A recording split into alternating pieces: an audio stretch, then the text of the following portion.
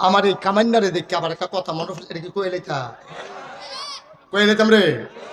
মার হাবা বলো, জোরে বলো মার হাবা। আমি এটা বুঝি না এখনো, একটা জায়গা আমি বুঝি না। হুজুরে বুঝতে একটু বুঝাই আমারে কইয়েন। আমি অনেকের লোকে আলাপ করছি, খুব খেয়ালছি কোন কথা। বাচ্চা যখন জন্ম হয়, মায়ের পেট থেকে যখন বাচ্চা আসে, মাথার ভিতরে চুল থাকে নাকি থাকে না? থোতার ভিতরে দাড়ি। খুব খেয়াল করেন বলেন সিহন কথা। উনি কি করতে আছে?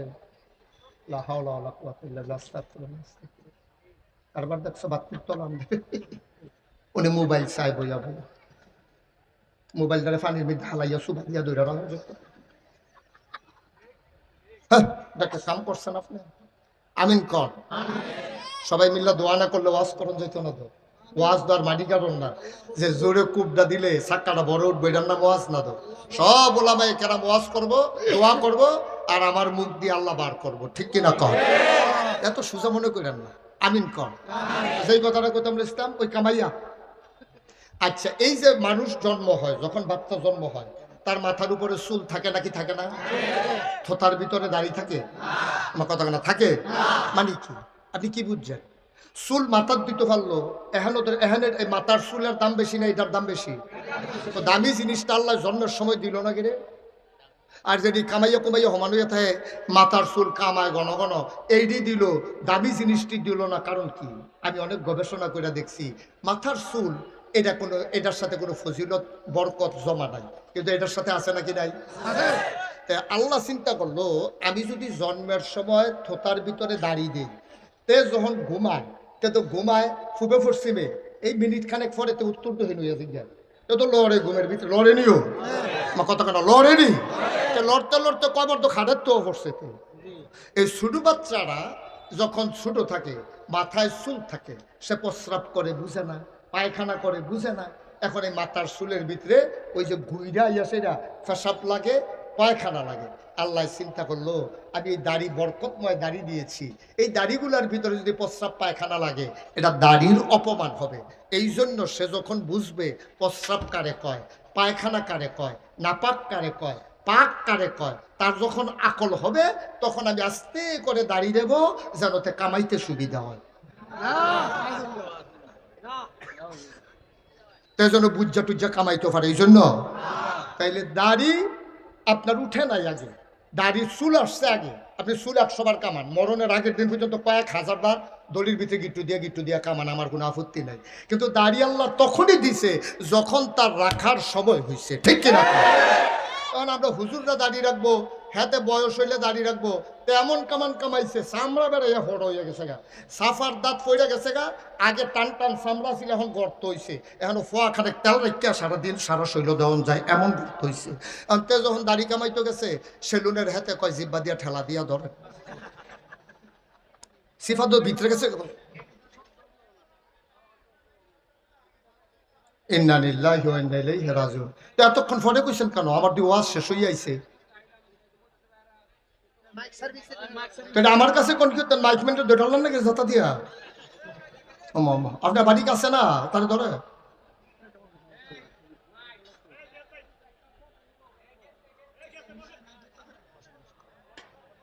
আচ্ছা ঠিক আছে, ওকে ফাইন। আপনি পরামর্শ দেওয়ার জন্য অসংখ্য ধন্যবাদ। এই কথাটা আর আগে বলা দরকার ছিল। আপনার খেয়ে দিয়েছেন কোন আশায়? আমি তো কইতাছি কি রে, তাহলে আওয়াজ দেয় না কি রে, বুঝলেন আওয়াজ দিত। মাইক ঠিক করো। এখন কি শোনা যায়? হ্যাঁ, শোনা যায়?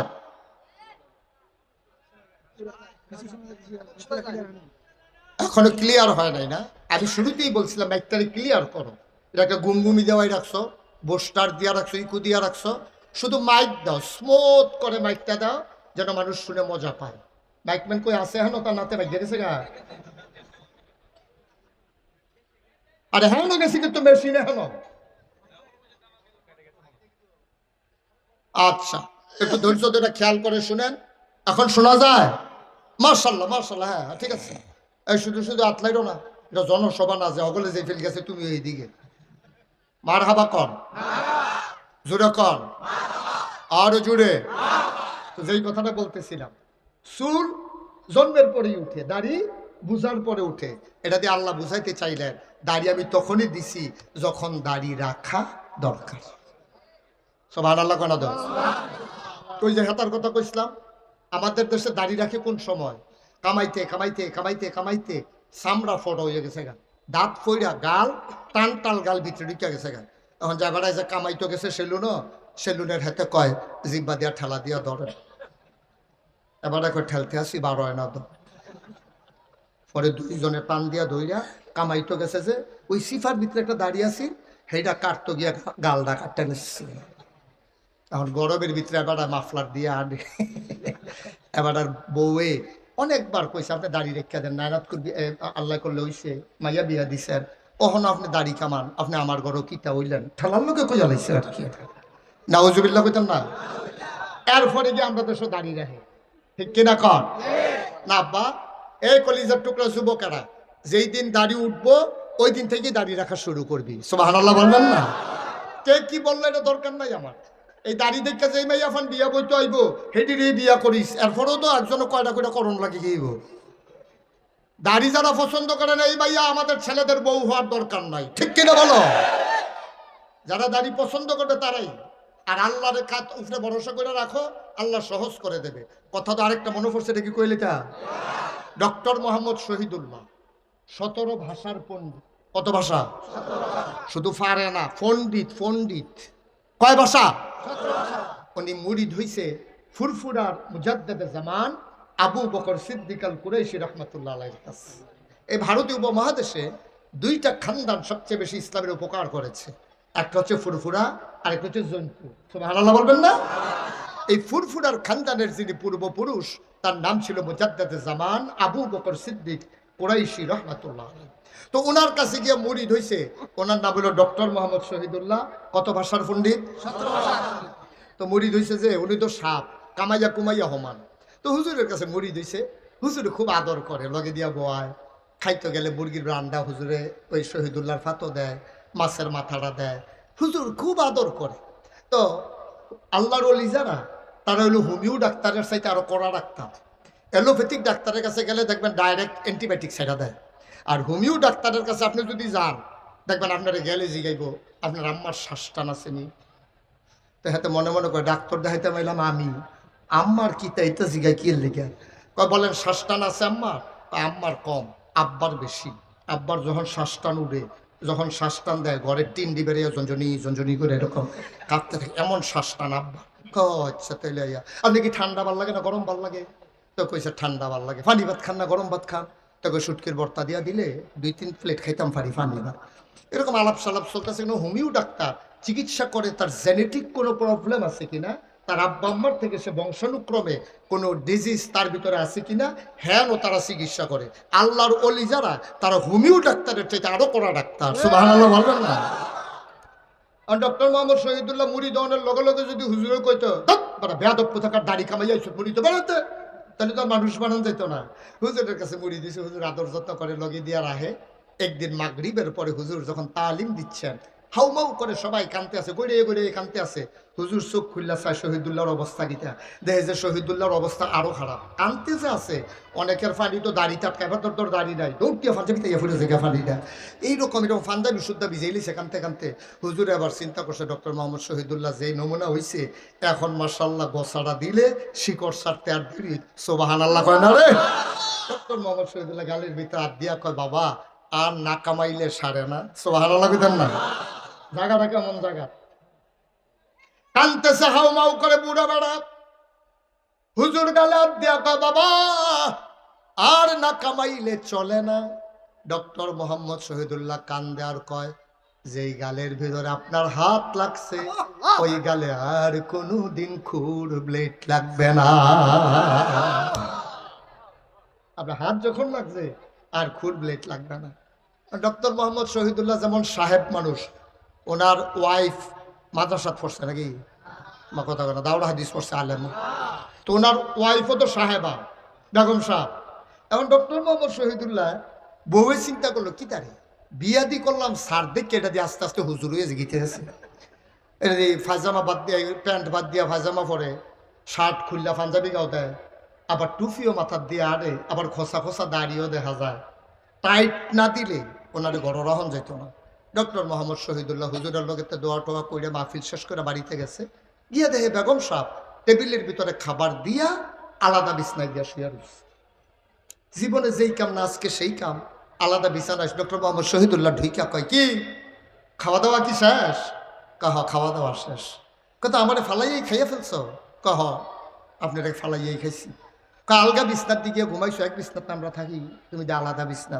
কহ অহন থেকে আলাদা বিছনায়।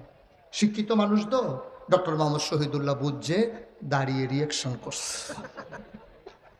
দাঁড়িয়ে কথা না, দাঁড়িয়ে ডক্টর মোহাম্মদ শহীদুল্লাহ তো আর আমরার মতো না। আমরা হইলে তো এই ঘুমুর করে একটা কিনকে বই ফিটে ধরাইলে বলবে। ডক্টর মোহাম্মদ শহীদুল্লাহ তো শিক্ষিত মানুষ, তরিতে ফিটাফিটিত গেছে না। উনি নামাজ পড়া অজু করে বিছানায় শুইয়া আল্লাহর কাছে চায়, আল্লাহ ও আল্লাহ, তুমি না বলছো আল্লাযীনা জাহাদু ফিনা লানাহদিয়ান্নাহুম সুবুলানা ইন্নাল্লাহা লামাআল মুহসিনিন। তুমি না বলছো যারা আল্লাহর পথে চলতে চায়, লানাহদিয়ান্নাহুম সুবুলানা, আল্লাহর পথে যারা চলতে চায়, তুমি না বলে তাদেরকে রাস্তা দেখাই দাও, সহজ করে দাও। আল্লাহ আমি দাড়ি রাখতাম চাই, আমার বেগম সাহেব কামাইলেই তো চায়। আল্লাহ তুমি আমারে বুদ্ধি দাও, বেগম সাহেব যেন খুশি থাকে, দাড়ির জায়গার যেন দাড়ি থাকে। চাইছে কার কাছে? আল্লাহর কাছে চাইলে আল্লাহ দেয় নাকি দেয় না? গাজীপুর বোধহয় দেয় না নাকি? দেয় নাকি দেয় না? ডক্টর মোহাম্মদ শহীদুল্লাহ শক্তি একটু লাগছে, যা দেওয়ার আল্লাহ স্বপ্নে দিয়া দিছে। ফজরের নামাজ পড়া উনি নাস্তা খেতে বসছে ডাইনিং টেবিলে। বেগম সাহেবকে ডাক দিছে, কই গেলা? আমি দেখানে আছি, এদিকে আসো। তো বউ দৌড় দিয়ে আইছে, আইসা করে বালিশের নিচে টাকা আছে, একটা টাকা দিয়া কাজের ছেলেটারে পাঠাও, বলো তাড়াতাড়ি 2টা প্লেট আনতে। কি কথা কয় না? কি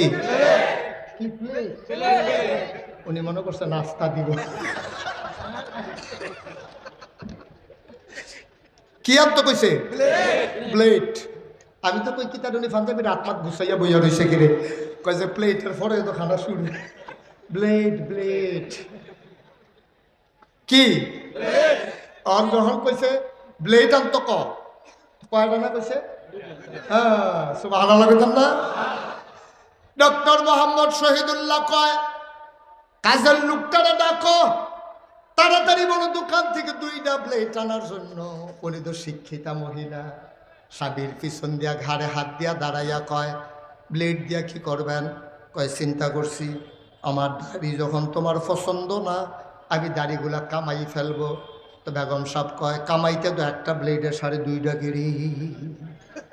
কামাইতে তো একটা ব্লেডে যথেষ্ট হবে, 2টার কথা দি কন? কয় না, চিন্তা করে দেখলাম 2 লাগবো।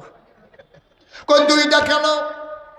আমার দাড়িগুলা তোমার কাছে ভাল লাগে না, এই জন্য আমি দাড়ি কামাই ফেলবো।